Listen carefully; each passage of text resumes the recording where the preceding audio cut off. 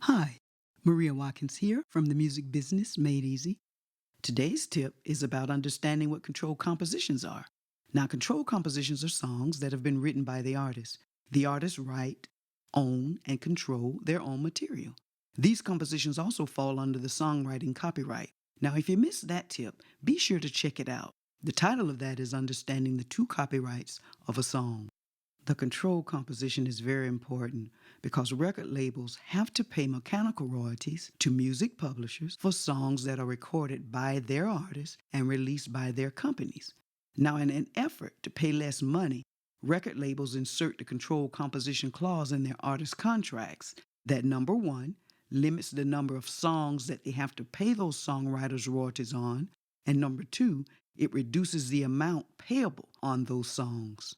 If in the law it states that you must pay songwriter royalties for the use of songs on records, how then are record companies able to get away with it? They are able to do this because the artist signs those agreements with that clause inserted. Can the artist negotiate that clause out of their agreement? Well, it depends. For some record companies, that's the deal breaker. Either the artist signs the agreement or forfeits the entire record deal. Some attorneys are able to negotiate it out or negotiate for more favorable terms. Well, who's in the most favorable position? Is it the artist or the label? Well, that also depends. Are record labels in the midst of a bidding war for a particular artist? Has the artist reached such a status that the labels are willing to negotiate whatever it takes to sign them? Or is the artist willing to sign whatever they have to just to get a record deal? A lot of times the artists are willing to sign just to get a deal, and because they sign, this is what allows the record companies to do so. There's more. Record companies have expanded their definition of the controlled composition to include both the artist and the producer. Do producers want the contract and the job more? Most times they do, especially if it means the opportunity to produce a record for a well-known artist or to expand their portfolio or their notoriety. The result of this is less pay for the artists and producers on the songs that they wrote.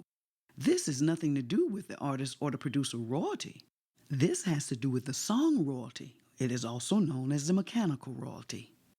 If the artist and or the producer is also the songwriter, this clause allows the record labels to only pay 3/4 or 75% of the statutory rate required for each song on the album.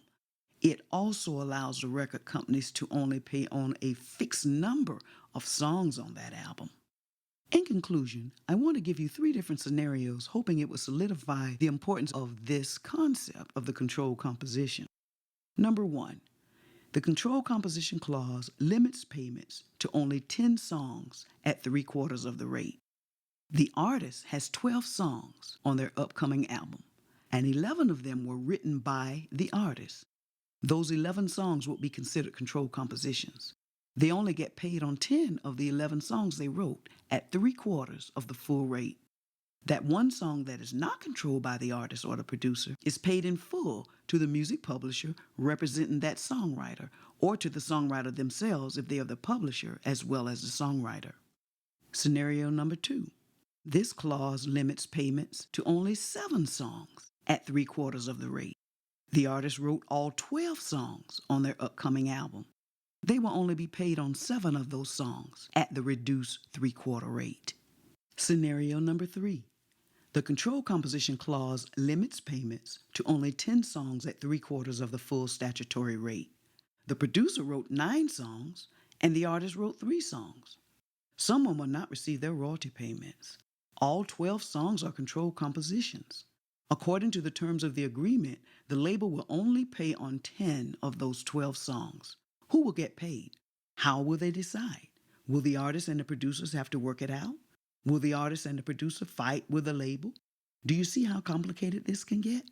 However, having knowledge, hard work, and skill helps to put you in a more favorable position of knowing what to expect and how to prepare yourself to negotiate for more favorable terms. Thanks for stopping by and have a great day.